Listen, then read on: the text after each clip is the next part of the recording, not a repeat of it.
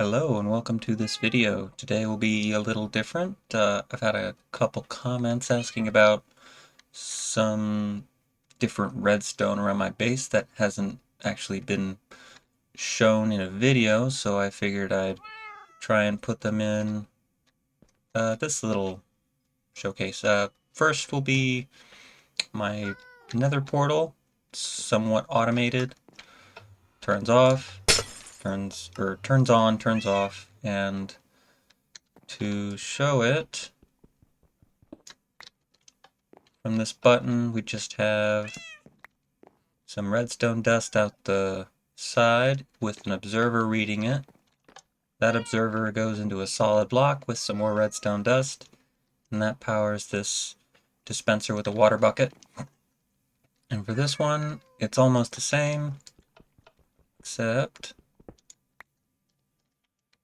underneath this button, or next to this block with the pressure plate, we've got a redstone dust into a repeater, into a solid block with some redstone dust above it, and that activates this dispenser with all these flint and steel. And that's about it. I have these pressure plates here for just so the water doesn't spill out. And then there were a couple of, well, most of my farms. I thought I'd also include from my little villager breeder tutorial, there is a bit of redstone that I left out, mainly because it's a little unwieldy. If you wanted to add it, you can. It's just a trapdoor below the button that controls the dispenser back there, an iron trapdoor, and that opens and closes with this lever. It just keeps them from getting pushed that, or trying to run that way when the zombie's in its location here. And the other bit is two dispensers, one on top of each other, one on top of the other. And they both have water buckets.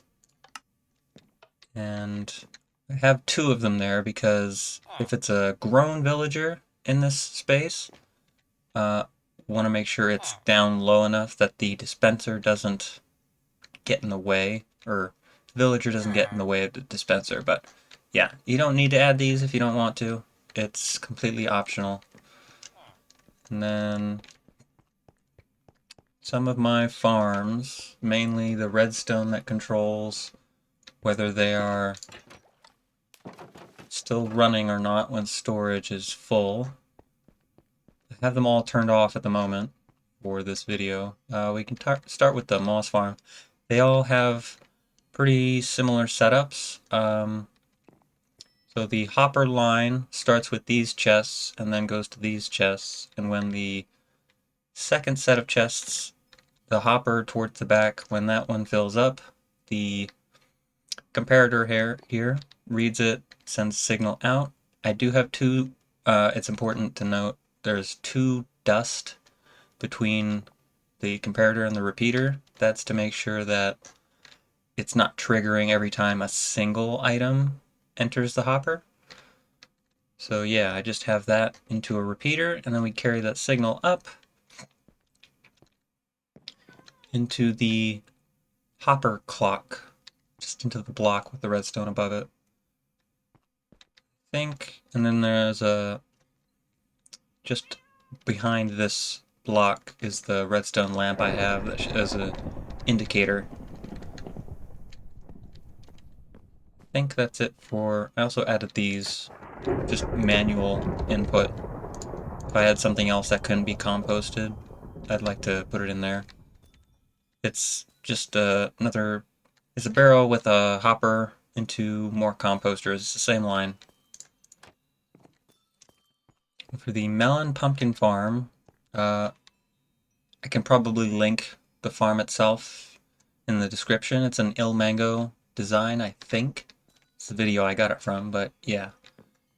Same thing here. Hopper towards the second set of chests with a comparator, two dust, and to a repeater. That is for stopping the farm and, well, I guess we can start with this one because it's on the way. For the first set of chests, we've got the hopper with another comparator. This is just to power the lamp. So it tells me if the farm is half full. So it's just a comparator read out into, doesn't need a repeater. Well, if the signal's not strong enough, it does. But I also have some glass here because I don't want the signal triggering any of the pistons. I did have issues with that before, but that just leads to the redstone lamp. Some more glass to make sure it doesn't interfere with any of the other redstone. And then if we go back, we can try and follow the line from the second set of chests. That's to make sure that's to control whether the farm is running or not. I just have it stair-stepping up here into this. This is the minecart unloader. It's pretty simple. It's the hopper that pulls items out of the hopper minecart is being read by a comparator into a solid block. For this I have a target block so I can still carry the signal to deactivate the redstone torch that's right behind it. That redstone torch is sending a signal into this solid block, which is read by this repeater. And when, see if I can explain this. When this notices something in the hopper, it'll send the signal turning off this redstone lamp and turning off the power to the powered rail that this minecart sits on. And then once it's empty, it'll turn the rail back on and send the minecart back on its way. And from the redstone line, we've got it running up here into this target block, into a repeater, and that just gets into the redstone up here on top of the farm to push the pistons down so they can't, so the pumpkins and melons can't grow anymore. And then we have, I guess we could start with this one. Same thing. Got a comparator out the second set. Dust into a repeater. And then the first set has another comparator. Stair steps up, around to the lamp. Got some more glass here. Don't want anything touching. And then the line for that one actually runs under the floor, I believe. Oops. Yeah, I just have that signal into a solid block, and that's read through here into a repeater, and it turns off this redstone, it turns off this redstone torch, and that is just going into this line here. I think there's another redstone torch underneath, or on the side of this block, into the target blocks, and that just disables the, or it extends the piston so the sugarcane can't continue growing. I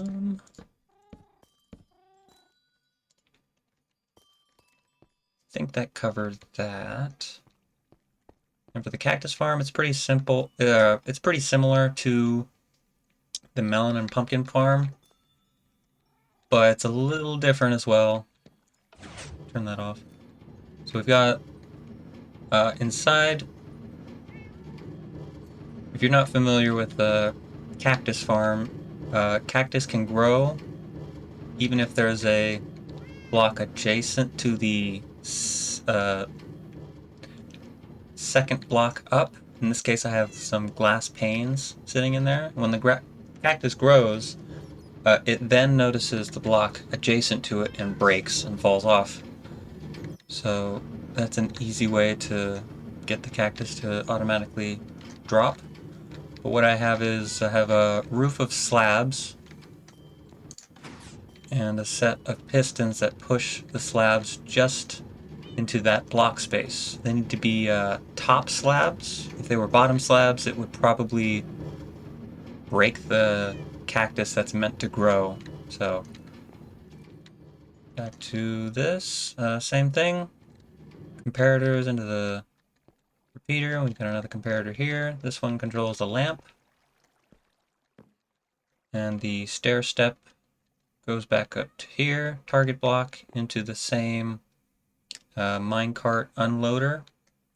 We've got the repeater up here. And we've got slightly different redstone from the melon pumpkin, but does the same thing. If you wanted a cactus farm like this, well, if you wanted a cactus farm, this is a very slow cactus farm. So if you needed more cactus than what this produces, you'd probably not want to go to the trouble of turning it on and off like I do.